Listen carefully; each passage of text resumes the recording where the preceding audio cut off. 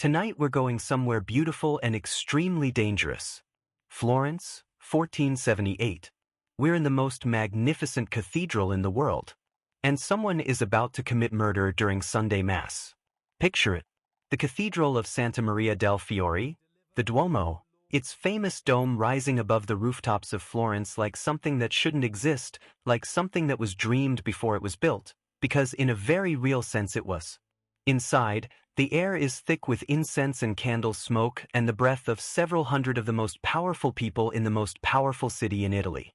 The pews are full of merchants and magistrates, poets and politicians, women in silk and men with daggers they're not supposed to be carrying inside a church.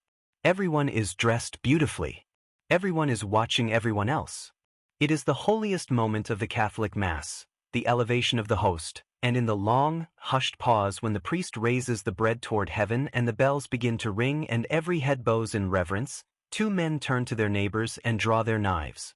Giuliano de' Medici is stabbed 19 times. He dies on the floor of the most beautiful church in the world, bleeding onto marble that his own family helped pay for. His brother Lorenzo, wounded, bleeding from the neck, surrounded by chaos and screaming, sprints for the sacristy and throws himself behind its bronze doors. The city erupts. Riots in the streets. And by nightfall, the men responsible for this are hanging from the windows of the Palazzo della Signoria, the great civic palace at the heart of Florence, their bodies turning in the April air while Leonardo da Vinci, yes, that Leonardo da Vinci, sketches them from memory. Before we go any further into this extraordinary, operatic, occasionally blood-soaked story, I just want to take a second to say thank you. Genuinely. If you're here, you found this channel, and that means something to me. If you're new, welcome. Please do subscribe because we do this every week and it only gets stranger and more wonderful from here. And if you've been here a while, you already know what you're in for, and I love you for it. Hit the like button if you're enjoying yourself. And drop a comment. I want to know where in the world you're listening from right now, and what time it is wherever you are. There is something I find genuinely moving about knowing that someone in a different time zone is lying in the dark listening to a story about people who have been dead for 500 years. So tell me. I read them. I really do. Shall we? Here's what I need you to do. Turn off the lights. Pull the blanket up. Get comfortable, whatever comfortable means for you tonight, whether that's one pillow or four, whether you're in a bed or on a sofa or, honestly, curled up somewhere slightly unusual because that's just how the night went. And as you settle in, spare a thought, just a brief one before we begin, for the people who tried to stand between the Medici and what they wanted. It did not, as a general rule, go well for them. The city is Florence. The century is the 15th. The family is the most fascinating, most infuriating, most brilliant, most dangerous family you have never quite learned enough about. And tonight we fix that. So here's what I want you to think about, just loosely as we begin. You don't need to answer these. They're just the questions that live at the heart of this story, and I want them drifting around somewhere in the back of your mind while we travel. What does it mean to buy an entire cultural movement? Because that is, in a very real sense, what the Medici did. They looked at the world and decided it wasn't beautiful enough, and then they funded the people who made it more beautiful. But is that patronage? Is that generosity? Or is that something more calculated? The purchase of legacy, the investment in being remembered well? Can you separate the art from the people who paid for it? When you stand in front of Botticelli's Birth of Venus, and if you've seen it, you know the feeling, that strange suspension of disbelief it produces, that sense of encountering something almost unreasonably lovely. Do you think about the man who commissioned it? The man who also, when it suited him, had his enemies destroyed? Is a patron who funds genius and also murders rivals a villain or a hero? Or is that question itself a kind of luxury? The luxury of people who don't live in the 15th century, who don't understand that in a world without rules that could actually protect you, the only protection was power, and power had to be maintained with absolute ruthlessness? How did one family of wool merchants from a mid-sized Italian city, end up shaping the entire cultural trajectory of Western civilization? Because that is not an exaggeration. The Renaissance, as we understand it, runs through the Medici. The banking system that underpins the modern economy has roots in what they built. Several popes, 2 queens of France. And all of it started with a man who understood, better than almost anyone alive, how money actually worked. What happens to a family when it climbs too high? When the thing you built becomes the thing that defines you, and the moment you stumble, everyone who ever resented you comes looking for blood. And what happens when the money finally runs out? Because it does. It always does. Even for the Medici. These are the questions. Let's go find the answers. Florence in the 15th century is not a big city by any standard you'd recognize today. 60,000 people, give or take, smaller than a mid-sized modern suburb, smaller than most university towns. You could walk from one edge of it to the other in under an hour. The streets are narrow and loud and smell, frankly, like the medieval city they are. There are pigs in some of those streets. There's refuse in the gutters. There are also, increasingly, astonishing works of art on the walls of churches and in the courtyards of private palaces, and both of these things are equally true and equally Florence. It calls itself a republic. It has a constitution, elected officials, rotating councils, all the machinery of self-governance. In practice, it is dominated by a small number of extremely wealthy merchant families who have understood, with great clarity, that whoever controls the money controls the city. Wool and silk made Florence rich. Banking made it powerful. And into this world, climbing steadily through the late 14th century, comes a family whose name you already know. The Medici. Well, merchants. Then bankers. Then something that doesn't quite have a name yet in the vocabulary of the time. Not kings, not nobles, but not merely rich men either. Something new. Something that the 15th century was only just inventing the language to describe. Let's start at the beginning. Here is a thing I find genuinely thrilling about the Medici, and I want you to feel this too before we get deep into the politics and the daggers and the extraordinary aesthetic ambition of these people. At the root of everything, before the Botticellis and the Brunelleschis and the popes and the assassination attempts in the cathedral, there is a man who was very, very good at banking. And the banking itself is fascinating. Giovanni di Bicci, a Medici was not the first of his family to work in finance. The Medici had been involved in the wool trade and modest money lending for generations, middling players in a competitive field, the kind of family that was comfortable without being remarkable. What Giovanni did when he formally established the Medici Bank in 1397 was to see the entire game differently. He didn't just want to lend money. He wanted to be indispensable. And the way to be indispensable, Giovanni understood, was to get the right client. The right client in medieval Europe was not a duke or a king, though those relationships had their value. The right client was the Pope. Think about what that means for a moment. The Catholic Church in 1397 is not simply a religious institution. It is the largest, wealthiest, most geographically dispersed organization in the known world. It collects revenue from every Christian country in Europe, taxes, tithes, fees for indulgences, payments for dispensations, the income from vast landholdings in a dozen different kingdoms. All of this money flows toward Rome. And all of it needs to be managed, moved, accounted for, converted from one currency to another, transported across roads that are frequently dangerous, administered by people who are reliable and discreet and, ideally, not going to steal it. Giovanni di Bicci became the Pope's banker. And with that one relationship, everything changed. The practical genius of the arrangement was staggering. The Medici Bank became the engine through which papal revenue moved around Europe. A bishop in England collected tithes in sterling. The Medici handled the conversion and transfer to Rome. A monastery in Germany needed funds. The Medici managed the transaction. The church needed to pay for a military campaign, a diplomatic mission, a new building. The Medici organized the financing. In exchange, the bank took a percentage of every transaction. A percentage of the entire financial output of medieval Christendom. But there was a problem. The church officially condemned usury, the practice of charging interest on loans. And the Medici were, fundamentally, in the business of making money from money, which was exactly what usury was. How do you be the Pope's banker when the Pope's institution officially disapproves of banking? This is where the genuine intellectual ingenuity of the operation comes in, and I want you to appreciate it properly, because it's not just cynical, it's creative.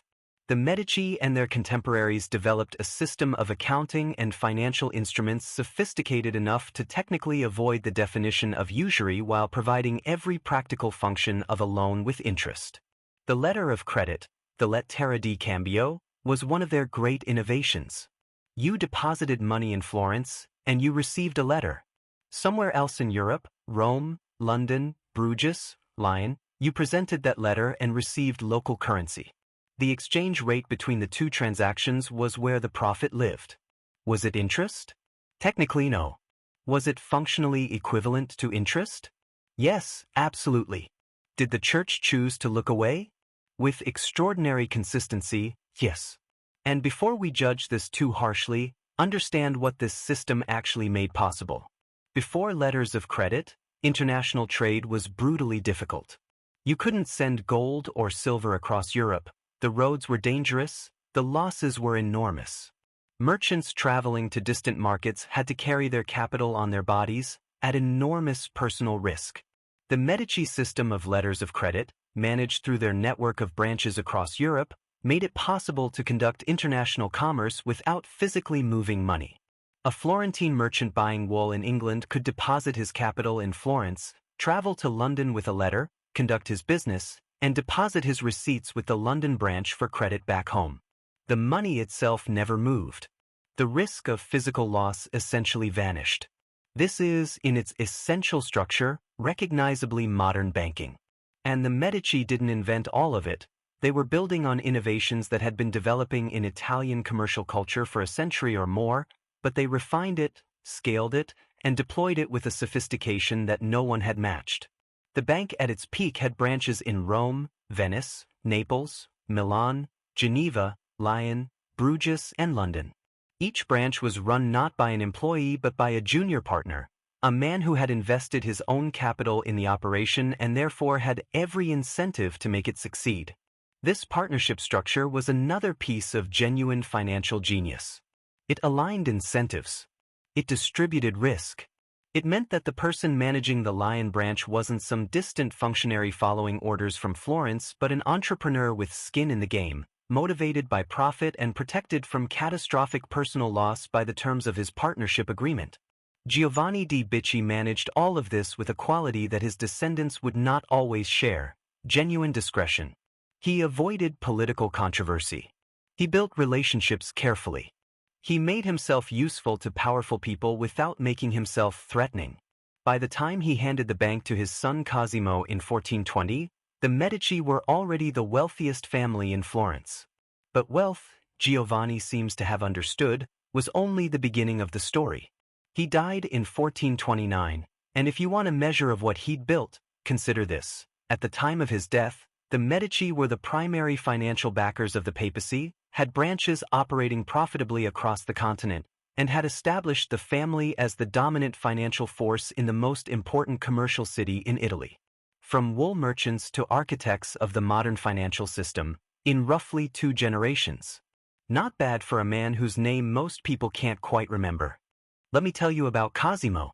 Cosimo di Giovanni de' Medici, known to history as Cosimo il Vecchio, Cosimo the Elder, is one of those figures who, the more you learn about him, the more extraordinary he becomes. Not in a showy way. Not in the way of a man who wanted the world to watch him. Cosimo's extraordinariness was quieter and in some ways more unsettling than theatrical greatness. He was the most powerful man in Florence for 30 years, and he never once held a title that acknowledged that power. He understood, with a clarity that amounted almost to genius, that the best kind of power is the kind that doesn't advertise itself. He was born in 1389.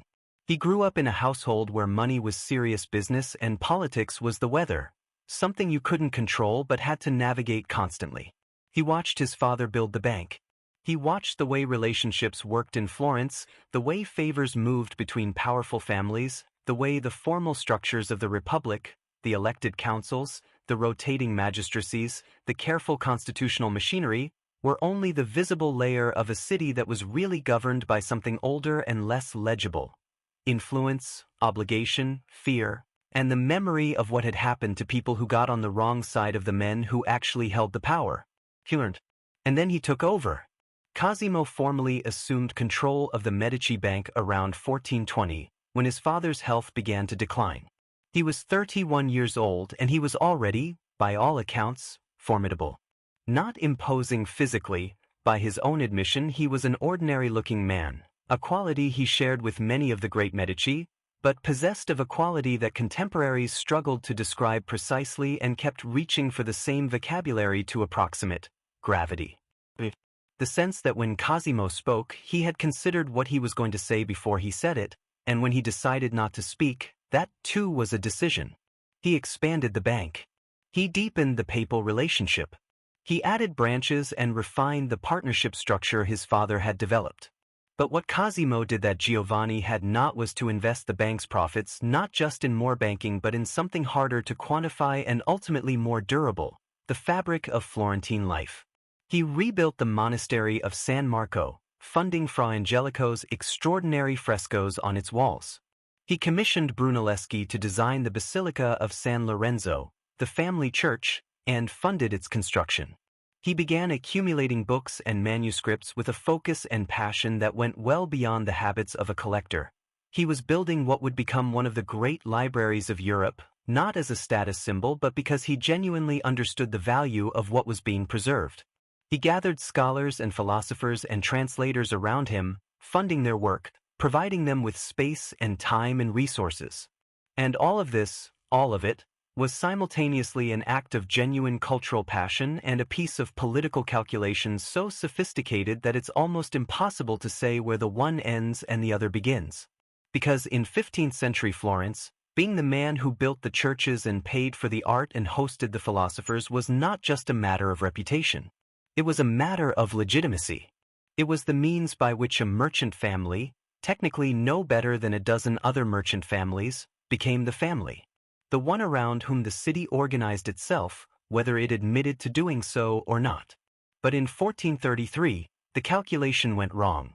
The Albizzi, one of the oldest and most powerful aristocratic families in Florence, had been watching the Medici's rise with growing alarm. Rinaldo degli Albizzi was not wrong to worry. He could see what Cosimo was building, could see the way loyalty and obligation and gratitude were accumulating around the Medici like iron filings around a magnet, could see the direction this was all heading. And so he moved first.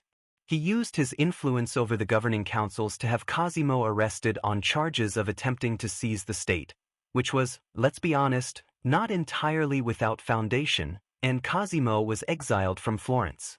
The exile lasted exactly 1 year. Here is what happened. Without Cosimo, Florence noticed what Cosimo did. The network of relationships he'd built, the financial structures he'd maintained, the cultural institutions he'd funded, the city could feel their absence. More practically, the Albizi's grip on Florence proved to be less secure than they'd imagined, the factional politics of the city more complex and volatile than any single family could manage alone. In 1434, new elections brought Cosimo's allies to power in the governing councils, and the city invited him home. He returned in September 1434 to what was, by all accounts, something close to a triumph. And from that moment until his death in 1464, he was the effective ruler of Florence. Not by title, not by force mostly, but by the accumulated weight of obligation and gratitude and influence and just a little fear, by the understanding that had settled deep into the city's bones, inarguable now after the experiment of exile had run its course, that Florence needed him more than it feared what he was becoming. There is a story about Cosimo, possibly apocryphal, as the best stories often are, but too good not to tell, that near the end of his life, someone asked him whether he worried about the morality of all he'd done, the manipulation, the influence brokering, the enemies neutralized, the rivals quietly destroyed. And Cosimo reportedly said that 10 years in Rome would allow a man to make enough prayers to wipe clean whatever he'd done in Florence, implying that he both knew and didn't quite care, and had already budgeted for the divine accounting. I find that line extraordinary. It contains the whole Medici project in miniature, the genuine piety and the ruthless calculation, existing side by side without apparent contradiction, because for Cosimo, these things were not in contradiction. They were both tools, both ways of managing the world, both part of the same unsentimental, clear-eyed project of staying alive and staying powerful in a city that would devour you the moment you lost your edge. He died in August 1464, and Florence gave him the title Pater Patri, Father of the Fatherland, the same title the Roman Republic had given Julius Caesar. He would have appreciated the irony. I need you to understand something about the dome on the Duomo before we go any further, because it is easy to walk past images of it, or past the building itself, if you've been lucky enough to be in Florence, and register it as beautiful and extraordinary and move on. The dome is a background. The dome is the thing on the postcards. The dome is the thing that appears behind the pasta and the Chianti and the leather market and the charming cobblestones of a holiday photograph. But the dome, when it was built, was not background. It was an act of audacity so extreme that it bordered on mania. Here is the problem that Brunelleschi was hired to solve. The Cathedral of Santa Maria del Fiore had been under construction since 1296. By the early 1400s, the nave was complete, the walls were up, the structure was essentially finished, except for the dome. The designers of the cathedral, a century earlier, had drawn a dome into their plans. They had specified its dimensions. They had left the massive octagonal opening in the roof, an opening 42 meters across, ready and waiting. What they had not done was figure out how to actually build the dome they'd drawn. The problem was structural. A dome of that diameter, built using the conventional methods of the time, would require an enormous wooden scaffolding to support the bricks during construction, and no tree in Europe was tall enough to provide the timber for such a scaffold. The dome simply could not be built by any technique then known. The cathedral had been sitting open to the sky, quite literally roofless at its greatest point, for decades, waiting for someone to solve a problem that was not obviously solvable. Filippo Brunelleschi solved it. He designed a dome that could be built without scaffolding, using a herringbone brick pattern that locked the structure together as it rose, distributing the outward thrust of the dome's weight through a system of ribs and chains in ways that would not be formally understood by structural engineers until the 20th century. He invented the machinery needed to lift the building materials to the height of the dome, a 3-speed hoist that was itself a masterpiece of mechanical engineering, the first of its kind. He spent 16 years supervising the construction personally. When it was finally completed in 1436, it was and remains the largest masonry dome ever built. The Medici funded it. The Medici pushed it through the political processes of the Opera del Duomo, the committee overseeing the cathedral's construction, when other powerful families dithered and worried about cost. The Medici did not design the dome, were not engineers or architects, but they were the force behind it. The will that said, yes, we are doing this is happening, Florence is going to have this thing. That is what Medici patronage looked like at its best. It wasn't just writing checks. It was the deployment of political capital and social authority and sheer stubbornness in the service of ideas that would otherwise have died in committees. And it extended everywhere. Donatello, one of the supreme sculptors of any era, worked under Medici patronage for most of his career, producing works of such formal invention and emotional depth that he essentially invented the language of Renaissance sculpture. His David, the bronze one, not Michelangelo's, was the first freestanding nude male figure made since antiquity, and it sat in the courtyard of the Medici Palace for decades as a private possession, available only to those invited inside. Donatello was reportedly so old and beloved by the time of his death that Cosimo arranged for him to receive a pension so he could stop working if he wanted to, and so that his final years would be comfortable. A gesture of such genuine kindness, amid all the political calculation, that it still catches you off guard. Fra Angelico painted the walls of San Marco, the monastery Cosimo had rebuilt, with frescoes of such luminous spiritual clarity that even now, 5.5 centuries later, standing in those small cells where the monks lived, the silence feels inhabited. Funded by Medici money.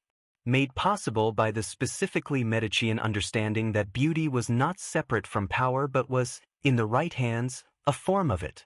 And then there was the Platonic Academy. This was perhaps the most remarkable of all the Medici cultural projects, and the least obviously pragmatic, the one that looks most like genuine intellectual love. Cosimo, in the 1460s, commissioned the scholar and philosopher Marsilio Ficino to translate the complete works of Plato from Greek into Latin. The complete works. This had never been done. Much of Plato had been lost to Western Europe for centuries, known about, referenced, argued about by scholars who were working from fragments and summaries, but not actually available in full to be read. Cosimo essentially funded the retrieval of Plato. The Platonic Academy that grew up around Ficino's translations was not an institution in the formal sense. There was no building, no official membership, no curriculum. It was a gathering. Philosophers, scholars, poets, artists, young men of ability and older men of distinction, all of them drawn into conversation about the relationship between Christian theology and Platonic philosophy, about the nature of beauty and the soul, about whether the ideas of ancient Athens and the ideas of medieval Christianity could be harmonized or were in fundamental conflict. The conversations that happened in that gathering, in the villas and gardens and libraries of the Medici and their circle, are the conversations from which the intellectual architecture of the Renaissance was built. Think about what it meant to be an artist in this world. You were not a solitary genius working in isolation, dreaming of recognition you might never receive. You were embedded in a network, the workshops, the competition for commissions, the constant movement between patrons' houses and guild halls and building sites and the studios of older artists whose techniques you were learning. You knew your peers. You competed with them and learned from them and occasionally resented them with a specificity that only intimacy makes possible. And over all of it, like a particular quality of light, was the sense that something was happening here, in Florence, right now, that the world was being remade and you were part of the remaking. Ghiberti's bronze doors for the baptistry, which Michelangelo would later call the gates of paradise.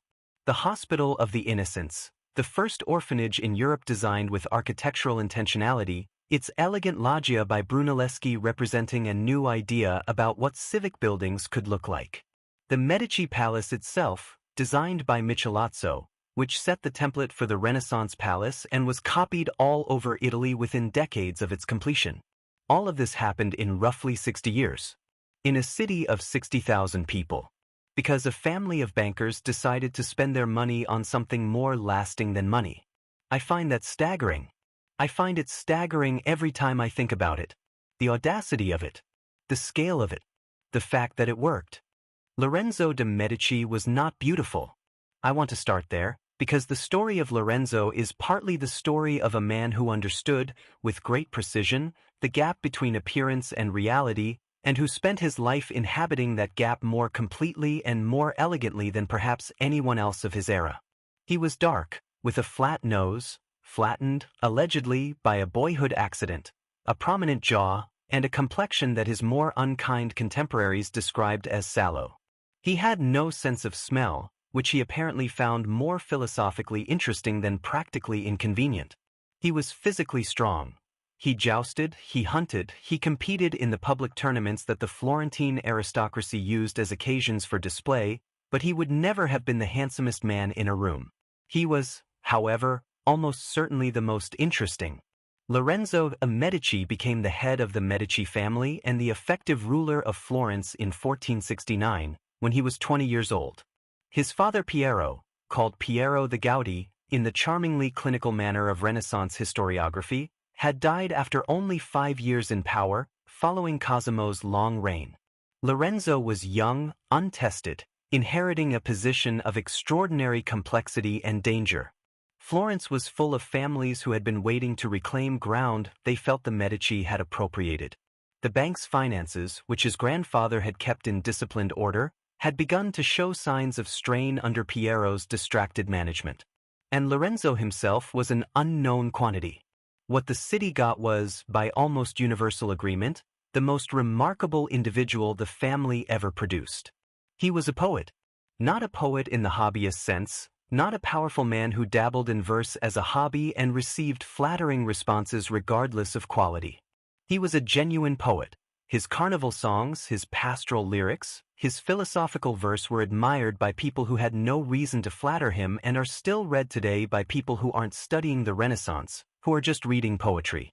He wrote in the Tuscan vernacular, Italian as it was actually spoken in Florence, at a time when serious literary ambitions still tended toward Latin, and in doing so he made a statement about the dignity and adequacy of his own language, his own city, his own culture. He was a philosopher. The Platonic Academy, which his grandfather had founded and funded, became under Lorenzo something more intimate and more exciting, a genuine intellectual community in which Lorenzo himself was a participant, not merely a patron. He argued with Ficino. He commissioned Pico della Mirandola, one of the most extraordinary minds of the 15th century, whose oration on the dignity of man is sometimes called the Manifesto of the Renaissance. He presided over philosophical disputations with the excitement of a man who genuinely cares about the outcome, not one performing interest.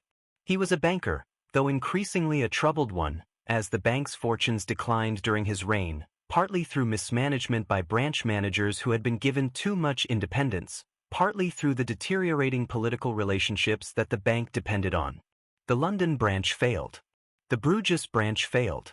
The papal relationship, the great golden goose his great-grandfather had cultivated so carefully, became strained.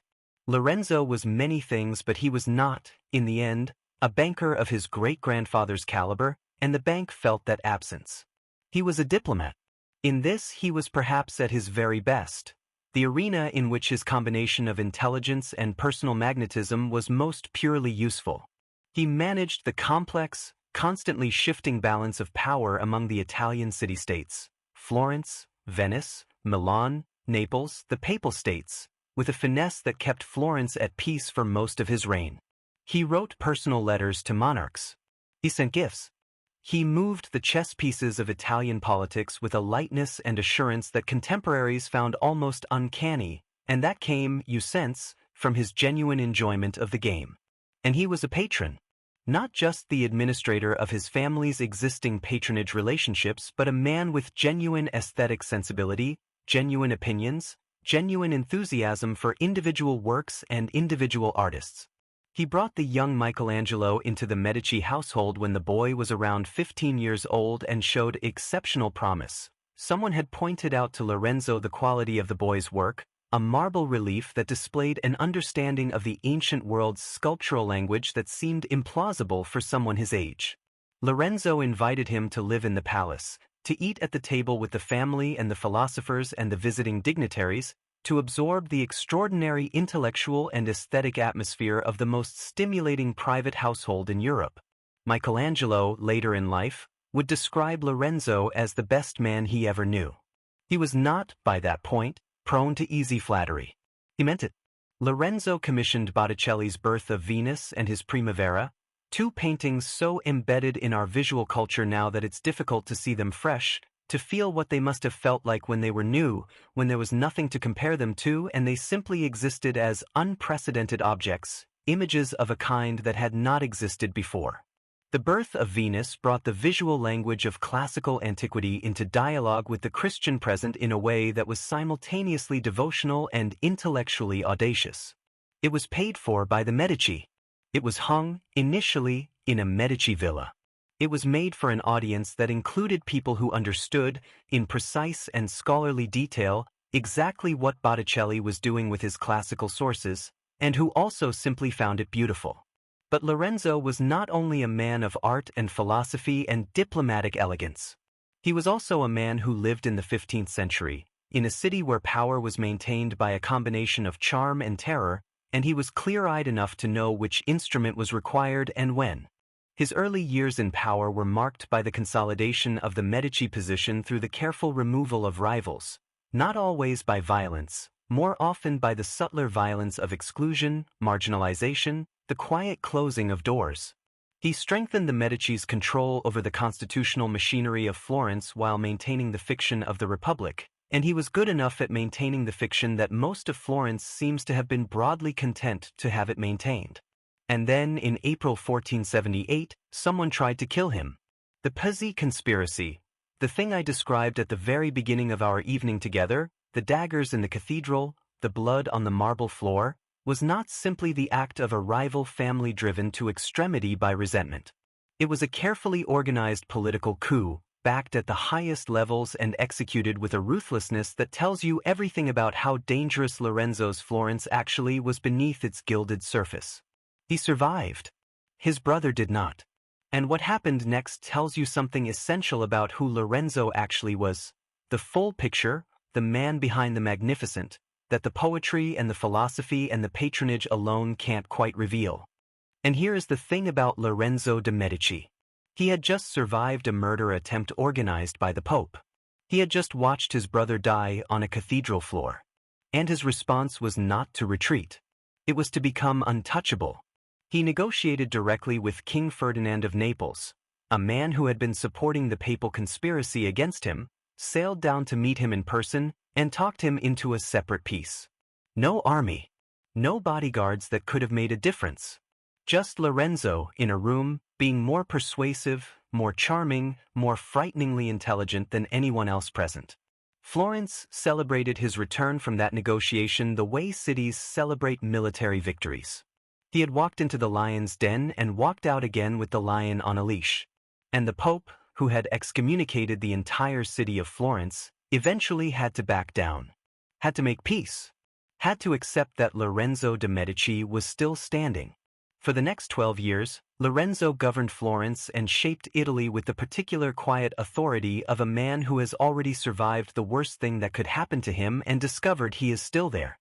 He balanced the Italian states against each other with a delicacy that earned him the title Il Magnifico, the Magnificent, and the description, offered by contemporaries without any apparent irony, as the needle of the Italian compass. When Lorenzo pointed in a direction, Italy tilted. He commissioned. He collected. He wrote poetry that was genuinely good. He gathered around him the most extraordinary collection of minds in Europe. He was, by almost any measure, the Renaissance made flesh. He died in 1492. He was 43 years old. And with him, in ways that would only become clear in the years that followed, died something irreplaceable. The problem with being extraordinary is the person who comes after you. Prode Medici, Lorenzo's eldest son, the one who inherited Florence, was not a stupid man.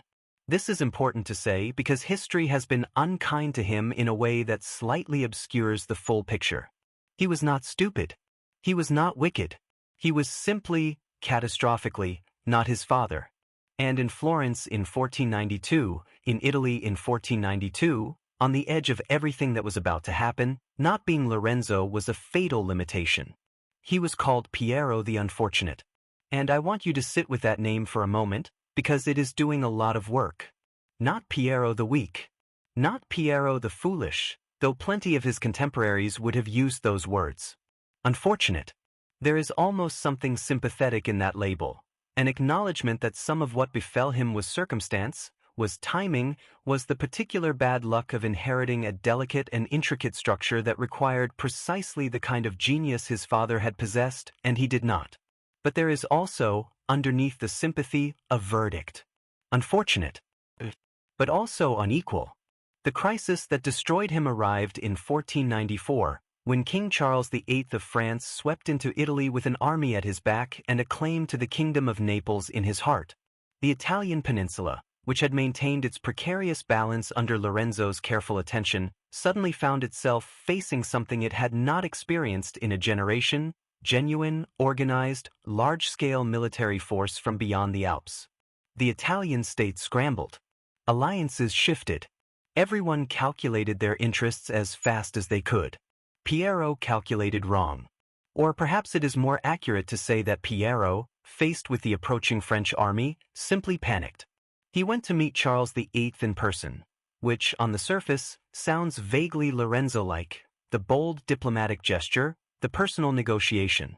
But where Lorenzo had gone to Naples with leverage and left with peace, Piero went to the French king with nothing and came back having surrendered everything. He handed over Florentine fortresses. He handed over ports. He agreed to concessions that left Florence militarily exposed and strategically humiliated. He gave away, in a single afternoon, things that his father had spent years carefully maintaining. Florence, when the terms became known, erupted. Think about what this city was. Think about the pride of it. A republic, a trading power, a place that had looked at the Visconti tyrants and the papal armies and the Aragonese kings and said we are still ourselves. And then think about Piero handing over the keys to a foreign king without so much as a serious negotiation. The Florentines did not wait. They rang the great bell of the Palazzo della Signoria, the bell that meant assembly, that meant crisis, that meant the Republic is calling its citizens, and when Piero tried to enter the palazzo to address the council, they shut the doors in his face. He was expelled. The entire Medici family was expelled. Their property was confiscated. A price was put on their heads. The family that had governed Florence for 60 years, that had built the dome and commissioned the Botticellis and turned their city into the center of the civilized world, was suddenly, definitively, nobody. For 18 years, the Medici lived in exile. 18 years. I want you to feel the length of that. Lorenzo had died with his family at the absolute peak of their power and prestige, and 2 years later they were scattered across Italy, living on the generosity of other courts, trying to rebuild some shadow of their influence from the outside. Piero himself eventually drowned crossing the Garigliano River during a military campaign, still trying, to the end, to find a way back. He never did. He died in exile in 1503. There is something genuinely melancholy about the whole arc of Piero's story, if you can find the generosity to look at it that way. He was the son of perhaps the most gifted political operator in Italian history, raised in a household where genius was the ambient temperature, where Poliziano and Ficino and Botticelli were the dinner guests, where the standard against which you were measured was a man who had survived a papal assassination attempt and turned it into a political triumph. The shadow that Lorenzo cast was not metaphorical. It was a real, specific crushing weight. And Piero, who was a capable enough man in ordinary circumstances, was simply not built to carry it. The things that last longest in history are often built by extraordinary people and then immediately endangered by their perfectly ordinary successors. This is not a story unique to the Medici. It is one of the oldest stories there is. But it is still, every single time, quietly heartbreaking. Florence without the Medici lasted 18 years before it needed them again. During those 18 years of Medici exile, a mid-level Florentine civil servant named Niccolò Machiavelli was doing the most consequential work of his career. Machiavelli was not, in the years of the Florentine Republic, a glamorous figure. He was a bureaucrat, technically, the second chancellor of the Republic, which sounds important until you learn that the first chancellor had the genuinely prestigious role and Machiavelli was essentially doing the detailed, careful, exhausting administrative work that kept the Republic functioning. He wrote diplomatic dispatches. He organized military matters. He went on missions to foreign courts and wrote extraordinarily perceptive reports about what he observed. He watched Cesare Borgia operate at close quarters and came away both fascinated and appalled in roughly equal measure. He was, in other words, a man who spent his professional life watching how power actually worked. Not how it was supposed to work, not how rulers claimed it worked, but the real, complicated, frequently brutal mechanics of keeping yourself in authority when everyone around you wanted to take it away. He was also, in those years, genuinely devoted to the Florentine Republic. Not to the Medici, to the Republic, to the idea that Florence governed itself, that its citizens participated, that the old experiment in self-governance was worth preserving and fighting for. This matters enormously for understanding everything that came after. In 1512, the Medici came back. They came back with Spanish troops at their backs and the support of a papacy that had recently become, as we will discuss shortly, rather more Medician than it had been before. The Republic crumbled. Florence, once again, became Medici territory. And Niccolò Machiavelli, who had served the Republic faithfully for 14 years, lost his position immediately. This was bad enough. But it was about to get considerably worse. In February of 1513, Machiavelli's name appeared on a list found in the possession of men suspected of plotting against the Medici.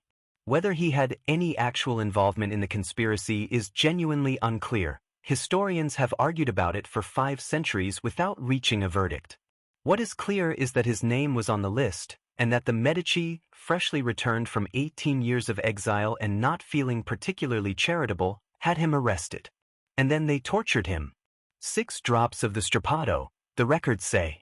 The strappado was a particular form of torture in which your hands were tied behind your back, you were hoisted into the air by a rope attached to your wrists, and then dropped, not all the way to the ground, but far enough that the sudden stop wrenched your shoulders and arms in ways that caused extraordinary pain. 6 times. Machiavelli, by all accounts, did not confess to anything, because there may not have been anything to confess to. Eventually he was released, partly through a general amnesty issued when Giovanni de' Medici became Pope Leo X, which, again we will get to, and he retired, bitterly, to his small farm outside Florence. It was on that farm, stripped of his position, excluded from power, watching from the outside the very processes he had spent his career observing from the inside, that Machiavelli wrote The Prince. The Prince. The book that has been making people uncomfortable for 500 years. The book that gave us the word Machiavellian.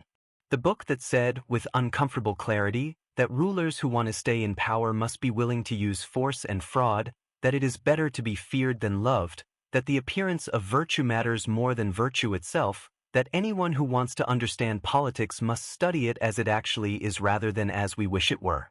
It is a cold book. It is an honest book. It is a book that a great many people have called immoral and a smaller number of people have called simply accurate. And here is the extraordinary thing about it. Machiavelli dedicated it to Lorenzo di Piero de' Medici, the family that had tortured him. He dedicated the definitive manual of ruthless power politics, a book that laid out in precise, unsentimental detail exactly how political authority is maintained through manipulation, force, and strategic cruelty, to the Medici. Because he wanted a job. He wanted back in. He had spent his career learning how power worked, and he had been cast out, and he was hoping that if he demonstrated the depth of his understanding to his patrons, even patrons who had recently had him hoisted and dropped 6 times, they might find him useful. I find this almost unbearably poignant, and also completely hilarious. The irony has several layers, and I think it is worth unwrapping them slowly because each one is richer than the last. First, a man tortured by a family writes them a book explaining that the use of torture and cruelty, when necessary, is perfectly rational political behavior. He is, in a sense, explaining why what they did to him was logical. Second, the book becomes the most famous manual of power ever written, associated for centuries with a kind of cynical, ruthless politics, and it was written as a job application. Third, and most wonderful of all, it didn't work. The Medici did not give Machiavelli a job. They were not particularly interested in his analysis of their own behavior. He died in 1527, never having returned to the kind of political engagement he had enjoyed under the Republic, still excluded, still watching from the outside. And yet his book survived everything. It survived the Medici. It survived the Republic. It survived the Counter-Reformation's attempts to suppress it, the countless rulers who banned it while secretly reading it, the centuries of people calling it the work of the devil while memorizing its lessons. The Prince is still in print in every language you can think of. It is still assigned in political science courses. It is still quoted by people who have never read it and by people who have read nothing else. There is something the Medici might have recognized in this, if they had been paying attention. The things that last are not always the things you expect. They had spent generations commissioning art and architecture and philosophy, and one of the most enduring works associated with their name was written by a man they had dismissed, a man they had tortured, who was simply trying to show them he was worth keeping. Machiavelli saw the Medici clearly. He saw everyone clearly. It was his gift and his curse, and in the end it was his immortality. Let me tell you about the time one family accidentally broke Western Christianity. Giovanni de' Medici was Lorenzo the Magnificent's second son, which meant he was not going to inherit Florence. That role had been earmarked for the unfortunate Piero. What do you do with a younger son of the most powerful family in Italy? In the 15th century, there was an obvious answer. You point him at the church. Giovanni received his first ecclesiastical appointment at the age of 7. He was made a cardinal at the age of 13, which required a special dispensation from the Pope, and which tells you something about how the late 15th century understood the separation between family ambition and institutional authority. He was extraordinarily well-educated, genuinely pious by the standards of his age and position, and possessed of the Medici gift for enjoying life without any apparent guilt about it. When the Medici were expelled from Florence in 1494, he went with them into exile, spent years wandering the Italian courts, and survived various adventures including being captured at the Battle of Ravenna in 1512. Then, in 1513, at the age of 37, he was elected pope. He took the name Leo X. And if Lorenzo the Magnificent had been the Renaissance in political form, Leo X was the Renaissance in ecclesiastical form, which is to say, magnificent, extravagant, brilliant, and almost completely unconcerned with the spiritual consequences of his choices. The quote attributed to him, "God has given us the papacy, let us enjoy it," may well be apocryphal. It appears in sources that were not always reliable, reported by people who had reasons to paint him in the worst possible light. But whether he actually said it or not is almost beside the point, because as a description of his papacy it is devastatingly accurate. Leo X enjoyed the papacy. He enjoyed it with a thoroughness that left contemporaries slightly breathless. He held elaborate hunting parties. He commissioned Raphael to paint the Vatican's apartments with some of the most beautiful works of art the world has ever seen. He was a genuine patron in the family tradition, discerning, enthusiastic, willing to spend whatever was necessary to get the best work. Under Leo X, the Vatican became, briefly, the greatest center of artistic patronage in Christendom. It also became very, very expensive. Leo inherited from his predecessor Julius II the grand project of rebuilding St. Peter's Basilica, the ancient church at the heart of Rome that had stood for over 1,000 years but was now crumbling and inadequate to the scale of papal ambition. The new St. Peter's was going to be glorious. It was also going to cost an almost incomprehensible amount of money. And Leo, who had the Medici instinct for financing but perhaps not the Medici instinct for restraint, turned to a method of fundraising that the church had been using for some time but had not previously deployed at quite this scale or with quite this degree of aggressive commercialization. Indulgences. The selling of formal remissions of the temporal punishment for sin. Effectively, a payment to the church that reduced the time a soul would spend in purgatory. The theology was complicated, the practice was ancient, and the abuse was, by 1515, fairly brazen. Leo commissioned a Dominican friar named Johann Tetzel to sell indulgences in the German territories with a salesman's energy and a banker's attention to the bottom line. Tetzel, by all accounts, was very good at this. There was, according to his critics, a jingle. Something about a coin in the coffer ringing and a soul from purgatory springing. In 1517, a German theologian named Martin Luther nailed, or possibly just posted, historians have argued about the nailing, a document to the door of the castle church in Wittenberg. 95 theses. 95 propositions about the abuse of indulgences, the corruption of the church, the nature of salvation and grace, and the authority of Scripture. He expected an academic debate. What he got was the Protestant Reformation. One pope, one family, one fundraising campaign for one building project. The permanent fracture of Western Christianity. I want to be careful here, because the Reformation was not simply caused by Leo X's spending habits. It had been building for a century, the product of 1,000 grievances and theological tensions and the new printing press that could spread ideas faster than any authority could suppress them. Luther was a genuine theological mind with genuine theological convictions, and even without Tetzel's roadshow, he would probably have found his way to his conclusions. But Leo's indulgence campaign was the specific, concrete provocation that struck the spark. Without Leo's need for money for his building project, without Leo's particular blitheness about the methods used to raise it, the 95 Theses might have been just another academic dispute in a German university. Leo X died in 1521, still pope, still building, still spending. He did not live to see the full consequences of what his papacy had set in motion. In some ways, that is a mercy. His cousin Giulio de' Medici became Pope Clement VII in 1523. And if Leo had accidentally started the Reformation, Clement managed to do something equally spectacular. He accidentally caused the sack of Rome. Clement VII was, by all accounts, a more capable administrator than Leo and a considerably less enjoyable human being. He was cautious, indecisive, and had a gift for alienating powerful people at exactly the wrong moment. The most powerful person he alienated was the Holy Roman Emperor Charles V, who by the 1520s dominated most of Europe and Italy and was not accustomed to being thwarted by the papacy.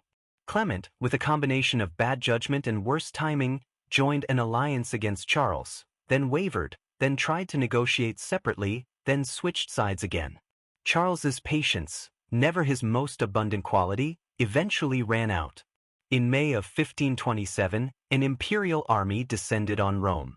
The soldiers were unpaid, undisciplined, and many of them were German Lutherans with several years' worth of religious grievance stored up and no particular reason to feel protective of the Catholic capital. What followed was one of the great catastrophes of the Renaissance. The sack of Rome lasted for weeks. Thousands were killed.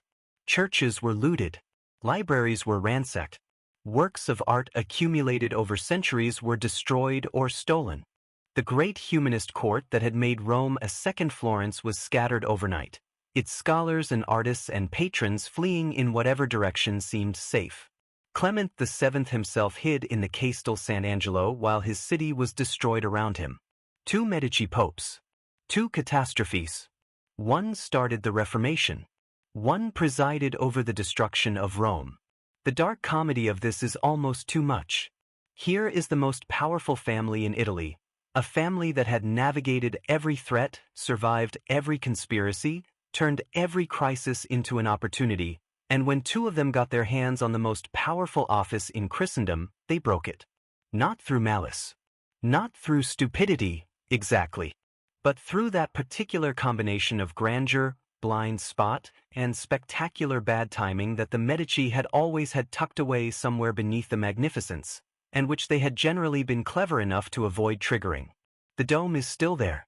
The Raphael paintings in the Vatican are still there. Even the reformed St. Peter's Basilica, the one that Leo's indulgences funded, is still there and is still extraordinarily beautiful. Some things survived, but some things did not.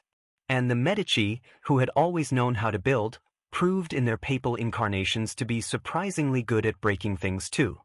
She was born in Florence in April of 1519, which makes her, by coincidence, a child of the same year that Leonardo da Vinci died. The old world passing. A new kind of Medici arriving. Her parents were Lorenzo di Piero de' Medici, the same Lorenzo to whom Machiavelli had dedicated The Prince, the one who had not given him a job, and Madeleine de la Tour d'Auvergne, a French noblewoman of considerable status. Both of them died within weeks of her birth, her mother of puerperal fever, her father of tuberculosis, leaving their infant daughter an orphan before she was old enough to understand what she had lost. She was a Medici. She was an orphan.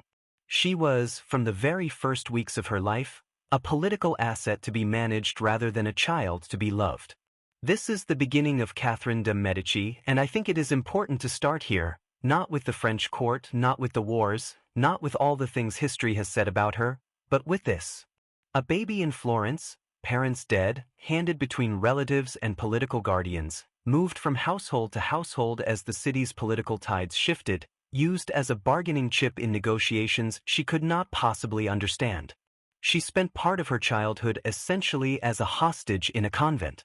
She spent other parts as a diplomatic pawn, her hand in marriage offered and withdrawn and offered again as the Medici negotiated with the French throne. She was sent to France in 1533 at the age of 14 to marry Henry, the second son of King Francis I. The match was arranged by her uncle, Pope Clement VII, the same Clement VII who presided over the sack of Rome, trying to shore up the Medici alliance with France. Catherine arrived in France small, bookish, the daughter of merchants no matter how many generations of brilliance and popes were stacked behind her, and found herself in a court that was brilliant, cruel, and entirely disinterested in her. Her husband became Dauphin, heir to the throne, when his older brother died unexpectedly. Her position improved technically and deteriorated in every other way. Henry had a mistress, Diane de Poix, a widow 20 years his senior, a woman of tremendous intelligence and style who had been given to Henry's household when he was a child and had, by the time he became Dauphin, become the defining relationship of his life. Henry did not hide this. He did not particularly try to. Diane was given precedence at court that should have been Catherine's. Henry's affections, his attention, his gifts, went to Diane. Catherine was the wife. Diane was the love. For 10 years, Catherine had no children. In the 16th century, for a queen, this was not merely a personal sadness. It was a political crisis, an existential threat. A queen who could not produce an heir was a queen who could be set aside. And Catherine, who had already been set aside in every emotional sense, was watching the door every day. Then she had children. 10 of them, eventually, with a compressed ferocity that seemed to suggest her body was making up for lost time. 3 of them became King of France. She would not fully understand the significance of this for years yet, because when the children started arriving, Henry was still alive and Diane was still at his side and Catherine was still, in the ways that mattered at the French court, marginal. Then Henry died. It was 1559, and it was a jousting tournament held to celebrate a peace treaty, and Henry chose to tilt one more time against Gabriel de Montgomery, captain of the Scottish Guard. Montgomery's lance shattered and a fragment drove through the visor of Henry's helmet and into his eye. He died after 10 days of agony, at the age of 40, leaving Catherine a widow at 40 with a 15-year-old king for a son and a country on the edge of religious civil war. Everything changed.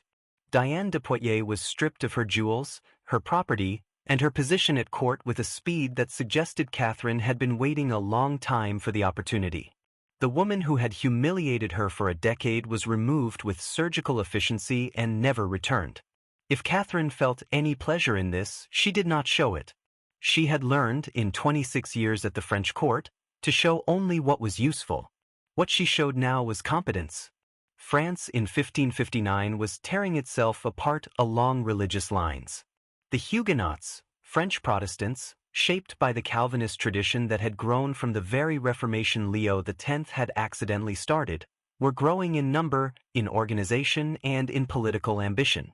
The Catholic establishment was responding with a combination of persecution and panic.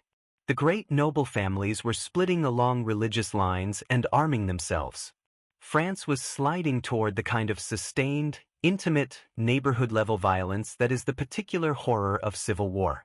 Catherine ruled as regent for her son Francis II, and then for her next son Charles IX, and then effectively for her third son Henri III. 30 years, roughly, in which she was the most powerful figure in French politics, the center around which everything turned. She tried, in the early years, to broker compromise. The Edict of January of 1562 gave Protestants limited rights to worship outside town walls, which satisfied neither side and horrified the Catholic hardliners who saw any accommodation as betrayal. She tried diplomacy, negotiation, the arranged marriages that had always been the Medici tool, marrying her daughter Margaret to the Protestant Henry of Navarre in an attempt to bind the factions together. That wedding was in August of 1572. Most of the leading Huguenots in France had come to Paris for it. And then, on the 24th of August, the feast of St. Bartholomew, someone gave an order, or perhaps did not rescind an order that should have been given, and the killing began. The St. Bartholomew's Day Massacre. Thousands of Protestants killed in Paris in a single night and in the weeks that followed as the violence spread to the provinces. Thousands more. The estimates vary, but they are all terrible.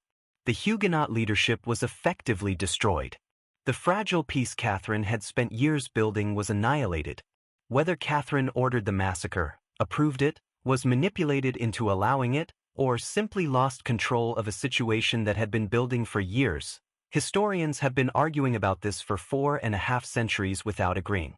The evidence is partial, contradictory, shaped by the agendas of those who recorded it. What seems clear is that the initial decision to eliminate a small number of specific Huguenot leaders, an act of targeted political violence Catherine probably did sanction, rapidly became something far beyond that, a popular explosion of sectarian hatred that no one could have fully controlled once it began. She was called the Black Queen. The Serpent.